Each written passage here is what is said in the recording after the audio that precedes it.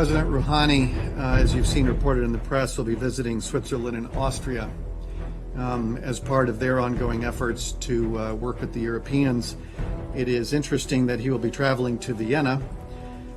This month of July is the 29th anniversary that Iranian operatives using diplomatic cover assassinated the head of an Iranian Kurdish dissident group and two others. Abdul Rahman Ghassemlou was born in 1930 in Urmia to a Kurdish family of landlords during the Shah's reign in Iran. At 18, he went to France to get his bachelor's in economics and sociology. From a young age, Ghassemlou showed great courage for his political principles.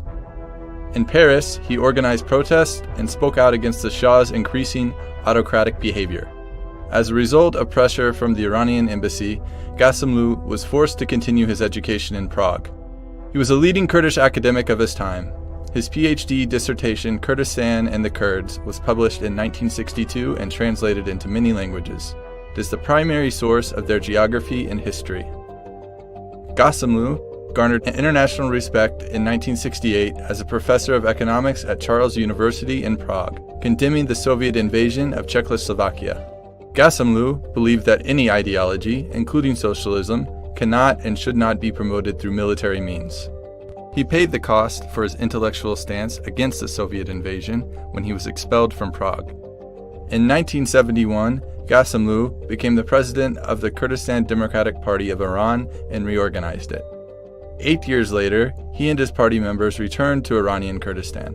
Within months, the party attracted hundreds of thousands of followers among Kurds. Ghassemlou, on one hand, mobilized his party militarily, while at the same time looked for any opportunity to negotiate with the Islamic Republic's leader, Khomeini. Kurdish areas were an anomaly because nationalist sentiment for Iran became the main theme in Kurdistan, while Islamists obtained popular support elsewhere. After the 1979 revolution, Ghassemlou was the Kurds' most influential leader. In the first election in 1982 after the revolution, he was elected by the people of West Azerbaijan to the Assembly of Experts to prepare the constitution. However, the Kurd was the only secular member. Khomeini labeled him the enemy of God, and Ghassemlou never went to the council.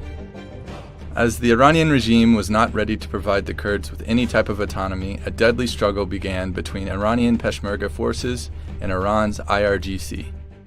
The end of the 8-year Iran-Iraq War in 1988 and the death of Khomeini on June 3, 1989, made Ghassemlou hopeful that the Iranian regime might soften its policies.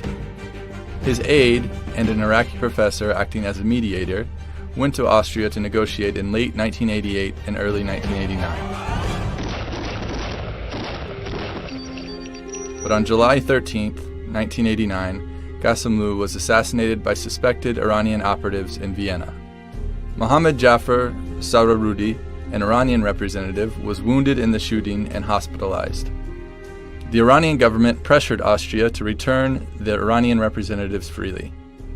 Arrest warrants for the 3 Iranians were not issued until November of 1989. They remain active.